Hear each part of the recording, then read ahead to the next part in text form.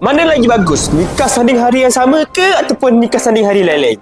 Okey, kalau korang buat nikah sanding hari lain-lain, contoh korang buat nikah hari Jumaat, lepas habis nikah tu korang berrelax and simpan energi korang untuk spend pada hari Sabtu tu pula. So, majlis sanding memang penat. Majlis sanding biasanya korang akan start dalam pukul 8 untuk korang start make up sehingga pukul 4 petang sampailah korang ke outdoor session. Kalau korang buat majlis nikah sanding satu hari, yes, korang boleh juga puasa and korang memang akan settle hari tu je. Tapi, korang memang akan penat barai gila. Lepas subuh tu korang dah kena siap sebab korang kena nikah jam 9 atau 10. And then, lepas korang habis nikah, korang akan terus bersiap untuk majlis sanding korang pula. Sambung pula lepas tu sampai pukul 4 petang dan terus pergi outdoor. So, korang pilih yang mana? Korang nak jimat banyak ataupun korang nak jimat tenaga? Tapi, kalau korang nak fotografer yang cover without coverage hours, korang boleh tekan link kat bio sebab kita sekarang ni tengah buat promo Raya Sakan. So, kalau korang nak, korang tekan link kat bio sekarang. Alright?